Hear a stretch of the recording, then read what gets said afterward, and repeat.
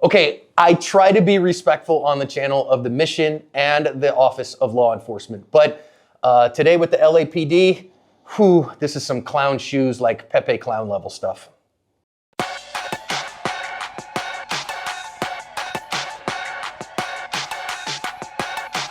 Hi everyone, welcome to today's badge cam lesson here at Active Self-Protection. Every day, we post a real life use of force caught on camera with lessons learned so that your training and practice can be more evidence-based. I'm your host, John Correa. I'm your co-host, Mike Williver. Today's video comes to us from the Southeast Division of the Los Angeles Police Department. Today's video was brought to us by Mantis. The Mantis family of products is integral to ASP staff building handgun and carbine skills and are your most economical and fastest path to improvement in your skills too. Whether you choose the X10, the Laser Academy, the Blackbeard, or use them all in concert, they will help your practice be more effective, efficient, and fun. Go check them out, pick up a unit, and thank them for sponsoring today's video. Today's video actually starts with some private citizen action as this dude shows up. These guys are just hanging out, and this is a camera, a car camera, like a Tesla or something. And now watch, dude points a rifle at them and decides he's going to mug these two guys, and then they are going to kind of go back and forth with him. Watch our bad guy kind of look around a little bit, kind of cat on a hot tin roof. And then eventually when he looks back, one of our would-be victims decides, you know what? I am going to tackle this guy with his, it's like a 22 caliber AK pattern rifle, which is goofiness with a detachable magazine. That's not legal to buy in the state of California. And yet he still had it as a prohibited possessor and a convicted felon. Weird. So now our guy is going to tackle him. And with his buddy now, they are going to go whack-a-mole on this guy and start tuning him up. Now, our guy got a knife out and did slash at them and at least got one of them with a reasonably decent cut during that. But you're going to see them tuning him up. And they do. Now, a couple of cops are going to show up and actually see what's happening here and start screaming and hollering at him. And the one guy in the Freddie Freeman jersey there is like, hey, officer, come and help me, pretty please, while we're beating on this guy because he has a gun. And the officers are going to show up and they are not going to help in a significant way. I think they hate the fact that he had his Freddie Freeman jersey on because watch this guy. Apparently they're Giants fans instead of Dodgers fans because he points a gun at him with a Freeman jersey on. And then when our guy gets up, he shoots him in the arm. Yeah, that's great. That's not great, actually. We have badge cam audio from here. Let's listen. Yo, what the fuck is going on? He has a gun! Hey, get off him! He has a gun! Let me get it back. What you think you're grabbing? Hey, get off of him! Drop the gun! Drop the gun! He has a gun! Get off of him! He has an AK! He has an AK! Get off of him! Officers need help! Officer, what are you? Rifle! Shot fired! Shot fired! Shot fired! Where's you with the rifle? What the? Hey, get down! Get down! Be shot! Hey! Be shot! Officer needs help. 113 needs help. 42 with the rifle. Hey, shot! He has the rifle! Drop the rifle! Get over here! 13 is around from Vulture. All units, air. Be shot! All units, officer needs help, 114th and Graham. Officer needs help, 114th and Graham. Drop the rifle! Drop the rifle! Officer needs help! Motherfucker! Hey! Drop the rifle! Let me get on here. Hey! He has the rifle! Drop the fucking rifle, motherfucker! 18 Explorer, roger on the RA. All units, officer needs help, 114th and Graham. Officer needs help, 114th and Graham. Shots fired. Right there. Hey, let's rotate. Hey, let's rotate. Go ahead. Hey, you know, just spawn. Eastbound. 113th from Graham. Is it a male? Black? Hey, get over here. Units respond eastbound, 115th and Graham. Hey, get away. Graham or Graham, like a second? It's gonna be Graham. 113th and Graham. It's gonna be a... 115th and Graham. 4. It's gonna be 114th and Graham. Units respond eastbound, 114th only. Repeat. 114. Units respond eastbound, 114th only. Second officer's badge cam here. He never activated his badge cam, so we have it without audio. You're going to see him also do his best Cypress Hill impression and jump around, jump up, and get down. He never gets in the fight. He never actually shoots at this guy at all. Now, once they got that guy into custody and they realized, hey man, we actually shot this guy, and the guy, you heard him say to the officer, I'm hit, I'm shot, I've been shot, I need help. So now, if you go watch the original, they do have audio on this one, but I'm gonna talk over it a little bit on you because this might be one of the most egregiously stupid tourniquet applications I've ever seen. So they first of all take the tourniquet all the way apart, not really needed on an arm, and then they are going to pull it kinda around his arm a little bit, and then they're gonna tie it up in a bow and wrap it. Now you can see, well, hey, look, our windlass is all nice and loose, but we're gonna tie it up a little bit, and then we're gonna twist the windlass a little bit, and we're gonna play some games and do some Pokemon or something. It's literally the most egregiously stupid tourniquet application I've ever seen. We absolutely will talk about it in the comments. Thankfully, this guy didn't really need a tourniquet, and so it didn't kill him to do this stupidly. The other guy lived too.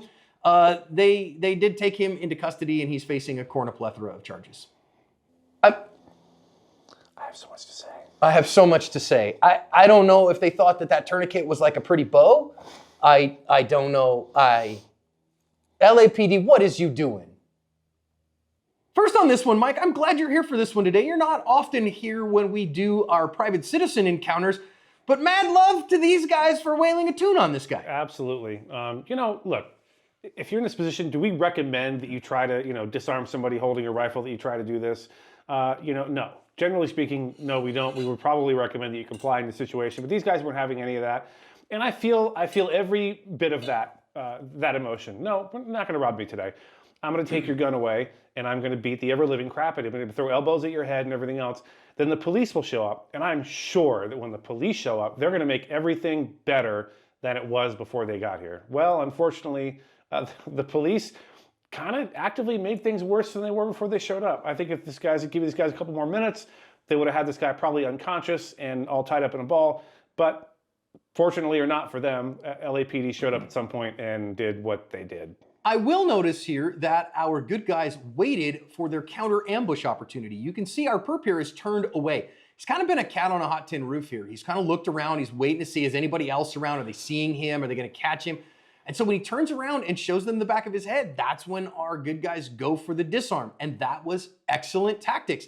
Now, this is one of those private citizen things, Mike, that's different than cops, because somebody pulls a gun on a cop, they're going to start shooting immediately. You got to go to work even though you're down. For the private citizen, though, you got to wait for your counter ambush opportunity. Yeah, and again, we're not necessarily recommending this, but these guys obviously felt like they had the ability and the wherewithal to handle this guy, so they took their opportunity, they took their shot, and as it turns out, they were correct. They were able to take care of this guy. I got to be honest. Looking at this guy, the odds of him being on drugs are pretty high, just based on his behavior. Probably methamphetamine, which makes him really unpredictable. But these guys just saw an opportunity. They're like, you know what? Screw this guy. It's almost like they talked about it in advance. You know what I mean? Almost looks as though they've had this conversation before. What would we do if an absolute tweaker with a .22 caliber AK pattern rifle shows up and tries to rob us? We're going to do this, and that's what they did. And now here comes LAPD, and you would expect, right? At this point, well, the police are going to know what to do. They're going to come in here and handle their business. As I said earlier, they kind of just made things worse. We'll talk about it more here in a second, but sometimes guns out isn't the right answer, even when someone else has a gun out. Yeah, and listen, if these two private citizens had had a little bit more ground skills, maybe this guy would have been unconscious already. These officers showed up and made it objectively worse. Officer, what are you doing? I mean, seriously, you're just going to stand around and point a gun at the behind of the victim in this case. Now, I get it. They don't necessarily know, but the ones that are calling, hey, we need help, he has a gun, are very highly likely to be your good guy. And you can probably pull an RKO out of nowhere here if you want. You can be Jimmy Superfly Snuka and come down from the top rope. If you get that WWE reference, by the way, schedule your colonoscopy soon. But pointing a gun at his butthole instead is bad. Jimmy Superfly Snuka is, in fact, an older reference. I get it, because I'm even older than John. Listen, like I said earlier, this is not necessarily time to have your guns out. I know they said he's got a gun. I know these cops are still trying to process what's going on here. But when you have two people on one person, and you can see there's a gun on the ground, odds are they are telling the truth. They're the ones being robbed or being assaulted or whatever. And we could take their word for it and get in there. So you might ask, well, how do you know what you would have done? Well, I know what I would have done because I've been in situations not dissimilar to this. And this is a point to holster up and go put a foot on top of that rifle or put a foot on the guy's head or wherever you need to put a foot, because now you're in a deadly force situation. And do what you have to pin that guy, to pin the gun down, pin the guy down, and get these two private citizens out of there so you can handle business. It sucks. It's a poop sandwich. You got to take a giant bite of it, but it's what you got to do. You got to move in, get this guy disabled. Excuse me, can't talk today. As disabled as you possibly can, and get those two private citizens out of the way. They've done more than enough at this point. They have done more than enough, and instead, our officer is going to shoot one of them. This is the round right here that went through the forearm of the guy in the Freddie Freeman jersey. Now, it wouldn't surprise me if this was a negligent discharge. If you look, the gun is well below the officer's line of sight. He's not using his sights at all. There's really nothing, it's not aimed towards our bad guy at all. And I think this was very likely a negligent discharge into the arm of a victim, Mike. Yeah, it looks to me also like he's on his radio already. You know we're going to talk about that, right? You know that, right? Now, I can't tell in this shot if he's picked up his whole radio off his belt to talk into or if he's got a lapel mic or whatever, but it doesn't matter. Now is not the time for you to be talking on the radio to anyone. You have all the firepower and all the assistance you need here and now. And by the way, they continue to get on the radio ad nauseum for no apparent reason. This is not the time to be on the radio calling for help. There is, like I said, I've said 1,000 times, if there is a SWAT team and a Bearcat a half a block away, the chances are this is going to be over before they can get there and have any effect on the outcome.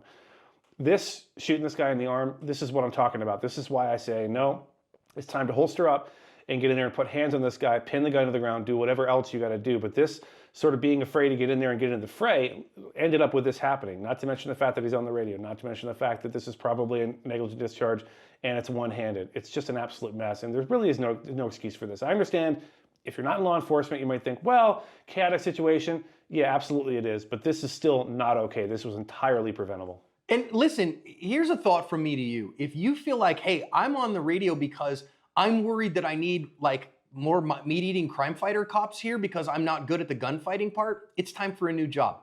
It's time for you to either rectify the problem or realize some people are made to be 911 and some people are made to call 911. And if that's you, just admit it and move out, okay? Now, at this point, does this guy need to get shot? Absolutely, unequivocally. He not only should he be shot, he has picked the gun up in the presence of officers that he is using to try to rob people. Yes, this guy needs to be shot. But the officers have a heck of a hard time shooting him because their skills are not up to it. So having the justification to do so, Mike, has to be met with the capability to do so. Yeah, so that means capability of marksmanship, confidence in your equipment, confidence in your guns loaded. We've seen some, unfortunately, some officers and deputies out there with carrying with an empty chamber. Listen, at this point, they are, I don't know, John, what would you estimate? What's the distance here? 7 yards. 7 yards tops. This is not a difficult shot to make.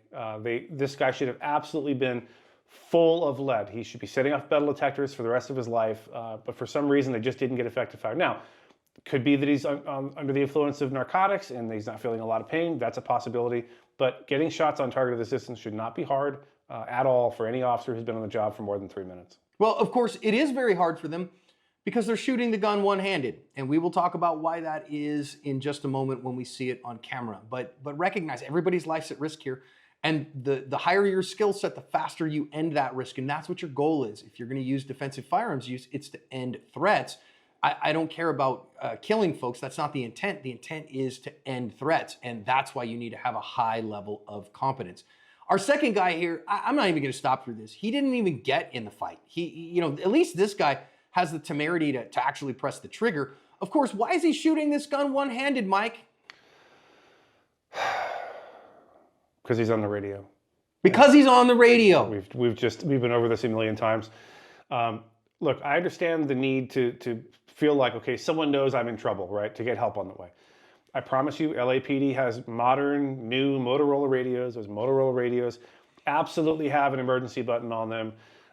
So all you need to do is hit that emergency button, and that will direct the dispatcher to start people your way, probably code 3, probably in a hurry.